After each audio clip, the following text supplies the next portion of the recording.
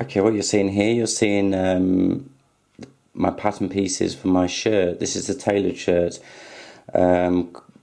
just pinned to a toiling fabric, which happens to be a stripe fabric, and this is the first. This will be the first toile. So the aim of this particular toile is to get the fitment correct for my body type, and it'd be interesting to see how these measurements compare to a good fit. Because they were taken from the menswear generator and the instructions that are available on the blog.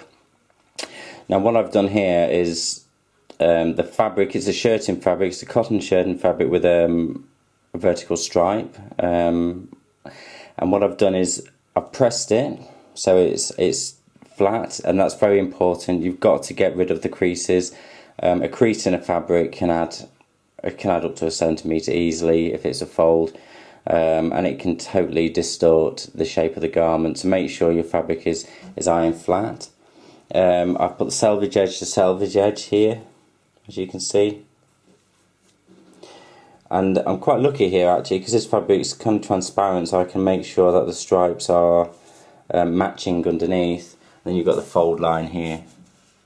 Now the pattern pieces, I've only pinned some here because I've run out of space at the end for the rest of them.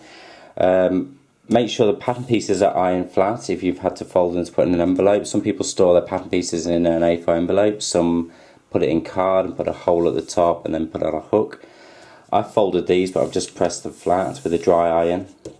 When you use dry iron, make sure there's no sellotape on your pattern pieces, or otherwise you'll have a nightmare. It will damage the iron and it will damage the pattern pieces, they'll just shrink. So make sure there's no sellotape on there if you've had to do that. So once the fabric's flat and folded, and the pattern pieces are iron flat, you can then start placing them. I've not gone for a economical lay here because I don't particularly have to, but you've got to make sure that the ones that do go on the fold, like the yoke and the collar, are on the fold and they're exactly on the fold. Even if you leave a couple of mil, by the time you've unfolded that could be 4 or 5 mil, and that can make a big difference to the fitment. I'm not going to double the yoke up when I make this. I'm not going to double the cuff up when I make this either. I might have to do this one twice to bag it out. So I'm just really looking for fitment here. Also, you'll notice that on the pattern pieces here I've got this little triangle on some of the corners, and I'll address why I've got these in another tutorial later on.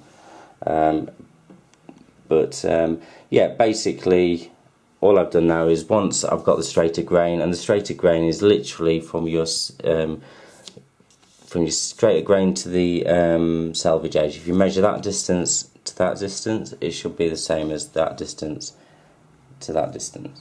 Okay, so make sure that's on the straighter grain. If you've got a pattern fabric, you might want to, it might be slightly off grain, but just be careful, it might actually cause the actual garment section to twist. And then pin it. I've pinned this pretty much in the corner central, so it sits flat. You can use weights. You might have to use weights if you can't pin. It depends on the fabric. If you can't pin because it'll damage the fabric, then you might want to use weights. You can get special fabric weights, or you can use anything that's solid. Basically, you're trying to reduce the amount of movement,